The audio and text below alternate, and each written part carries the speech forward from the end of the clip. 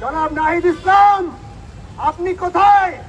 তুহিন ফারহানার সেই 5 জনের একজন কেন আপনি নন? জনাব হাসনাত, আপনি কোথায়? তুহিন ফারহানার সেই 5 জনের একজন কেন আপনি নন?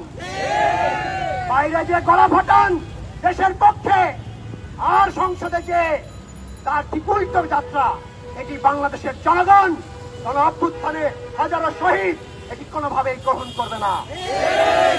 সংসদে একজন স্বতন্ত্র প্রার্থী আছেন, নির্বাচিত প্রতিনিধি আমাদের মাননীয় তুহিন ফারহানা।